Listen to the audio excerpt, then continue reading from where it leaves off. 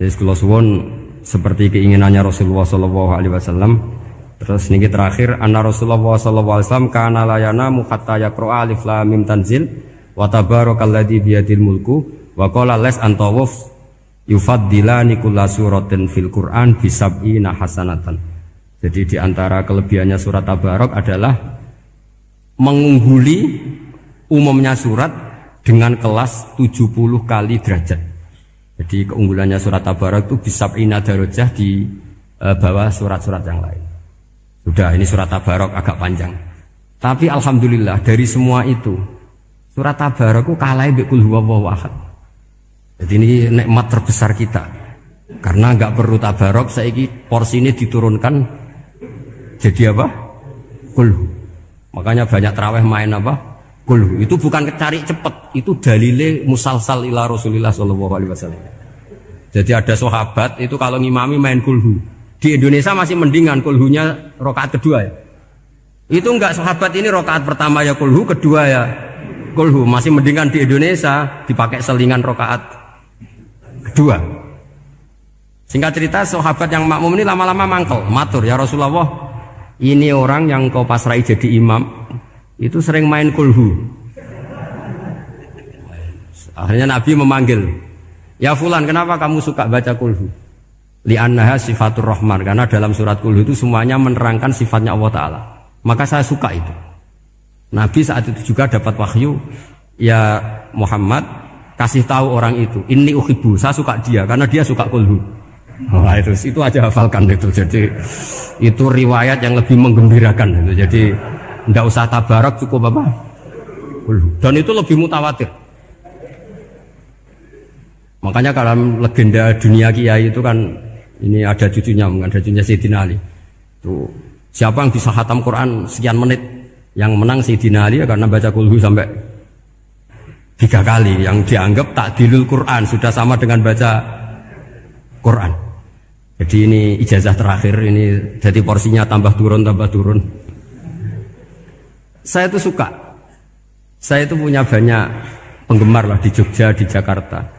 Memang agama ini harus mudah. Saya itu kalau baca kulhu itu sampai nangis. Nangis saya bukan karena faham atau haru, itu enggak. Sebaik itu Allah.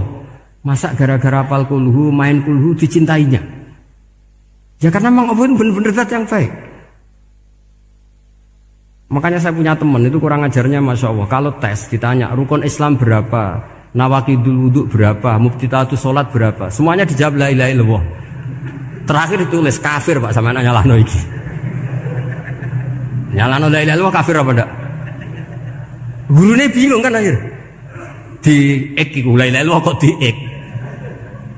Akhirnya bocah diceluk, "Cong masa tempiye? Mana sampean wani nge-ek Pak, kafir Pak." Akhirnya sudah ribet. Pertanyaan apa saja? Ma mubtilatus sholat ya la ilaha illallah. Nah gitu wudu ya. Tapi jangan tiru loh. Lah gurune kok pengen wani kafir. Siapa yang berani nge-ek la ilaha illallah? Ya ana menes sing mboweli. Angin belinge itu disurati wong tuane. Kalau nu mondok sarang era kuno, jadi ijek lugu wong. Surati wong tuane, kowe gak susah, wong tuamu disurati. Tenang ya Gus, bapakku buta huruf. Jadi wis disurati, gak ngefek wong bapaknya buta huruf.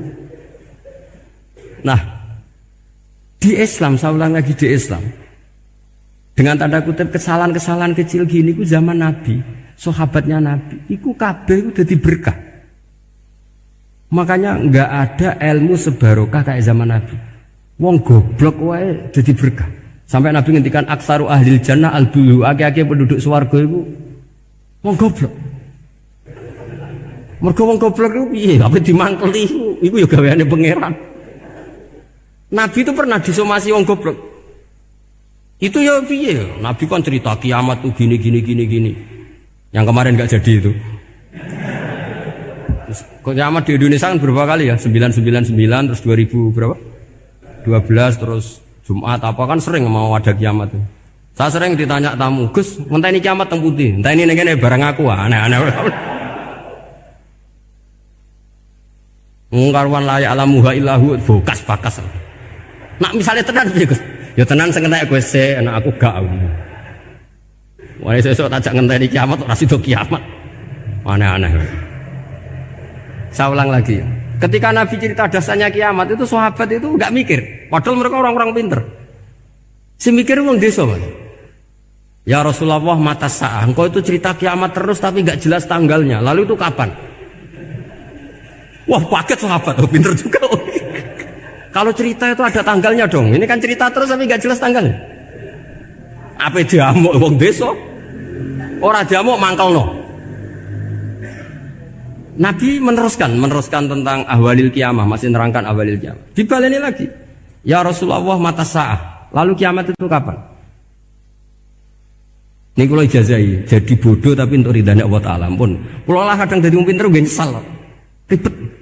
Kongkonan ini, kongkon Pak Najib barang ini akhirnya, gara-gara pinter. Padahal kok ya wong bodoh lah mlebu swarga, ribet kan? Direwangi dadi wong alim, sebelum kok wong bodone ya melok mlebu swarga. Wong gelombang kedua itu pengumumannya siapa pencinta Nabi, pencinta wong alim masuk swarga. Yang pertama seleksinya agak ketat, yang kedua itu ya muhibbin mun cukup mun. Jadi sebenarnya swarga ya ketemu wong ra jelas-jelas nih. Wah repot ya. Akhirnya ketika Nabi gak jawab, sahabat itu banyak yang analisis kariha maqala, lam yasma, ada yang bilang lam yasma, memang Nabi tidak dengar. Ada yang analisis sami'a wa kariha maqala, sebenarnya Nabi itu dengar tapi gak suka karena pas khutbah diket, diinterupsi. Karena diulang-ulang lagi akhirnya akhirnya Arabi tadi mengulang-ulang lagi, akhirnya Nabi jawab. Karena Nabi itu orang yang sangat pintar, jawabnya ma'atatalaha, kamu kok berani tanya kiamat kapan, persiapan kamu apa? Fawawahi ma'atatulaha kabiro sholatin wala siyamin wala kada wa kada walakinni uhibbuka. Cek menang ya pede. Apa Nabi tanya persiapan saya? Oh kalau sholat saya biasa kok bangga. Wes wong desa biasa kok. Fawawahi ma'atatulaha kabiro sholatin, saya sholatnya biasa, puasa biasa. Maksudnya wajib-wajib tok lah, ndak aneh-aneh. Tapi walakinni uhibbuka, tapi saya ini mencintai engkau. Apa jawabannya Nabi? Almar'u ma'aman ahabba. Dan itu melegenda seluruh dunia, baru kayak Bedui. Jadi semua orang yang hafal hadis almar'u ma'aman ahabba atau anta ma'aman ahbabta itu barokatu hadal badui, karena berkahnya orang Bedui. Dan hadis itu mutawatir karena dikatakan Nabi ketika khutbah orangnya banyak yang hadir banyak. Barokahnya orang Bedui, gak disopan santun. Mukjizatnya Nabi seringnya gara-gara orang Bedui. Nabi khutbah, wis khutbah cerita akhirat, cerita kebaikan. Ya Rasulullah, khutbah mohon bakas akhirat kebaikan. Sekarang itu tidak ada hujan, halakatil amwal. Sekarang harta hilang semua. Hewan-hewan sudah mau mati semua karena apa? Kekeringan. Mohon jenengan rasa bakas niku, pun jaluk udan mawon. Nabi langsung langsung udan tuwes. Nak jari ulama lah, Nabi berodok gelos putih udan seminggu nganti akhirnya sapi ini gak mati krono kehausan tapi kelentir. Parani nek Nabi nuli ora krasa salah paren ya Rasulullah. Wong kula yo donga udan ben ra mati, saiki mati tenggelam. Mun lereni santai wae. Akhirnya Nabi itu lucu meneh. Allahumma hawalena wala alina Allahumma alal akam wa dzirab terus. Di wong desa. Betapa barokahnya wong desa iki orang tahu. Betapa Rasulullah itu sekali ngendikan alam itu harus tunduk. Jadi min mu'jizati Rasulullah sallallahu alaihi wasallam itu sekali ngendikan alam itu harus ngikuti. Jadi Nabi misalnya ngendikan hujan, itu panitia hujan, malaikat hujan harus nuruti. Nabi ngendikan berhenti juga harus berhenti. Makanya enak jadi Nabi itu. Tapi kamu nggak mungkin, sudah tutup, tidak ada mungkin. Makanya Nabi itu pernah minta dalam satu maidah, ya fulan saya ambilkan dirok. Dirok itu kaki kambing yang depan, diambilkan. Ambilkan lagi, diambilkan. Ambilkan lagi ya Rasulullah, bukankah kambing hanya punya dirok dua, kaki depan dua? Andaikan kamu bilang iya, maka akan selalu ada dirok selagi aku minta-minta. Karena alam ini akan mengikuti. Jadi Nabi misalnya mau dahar gitu ya, kok Nabi ngendikan ya Jabir, ini jangan kamu entas, yang entas harus saya. Ini cukup untuk makan orang banyak. Nabi sekali ngendikan cukup. Nasi ini punya konstitusi, harus cukup. Karena Nabi ngendikan cukup. Itu hebatnya Nabi. Beliau punya spesial. Alam ini harus nurut sama beliau.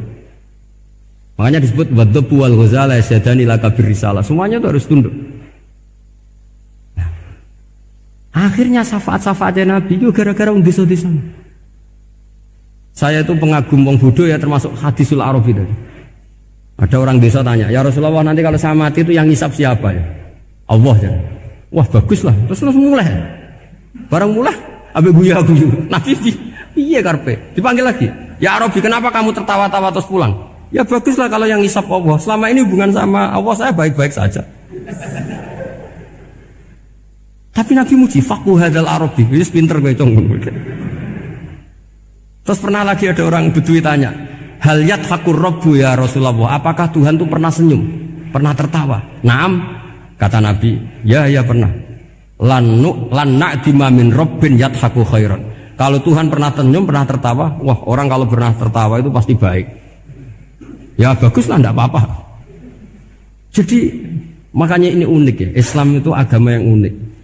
Agama yang berkah, yang alimnya ya ketulungan, yang bodoh juga ketulungan. Karena memang agama ini untuk semua, lil alamin, untuk semua. Maka kata Imam Ghazali, Allah mengutus Nabi itu diutus ke raja-raja, diutus ke pedagang, diutus ke aromil, diutus ke fuqara, diutus ke birokrat, diutus ke apa saja. Ila jami'i sunufin nas, ila jami'i asnafin nas. Bahwa semua yang mengapresiasi kenabiannya Nabi itu mulai raja, pedagang, PNS, birokrat, orang miskin, orang apa saja mengapresiasi dakwahnya Rasulullah Shallallahu Alaihi Wasallam.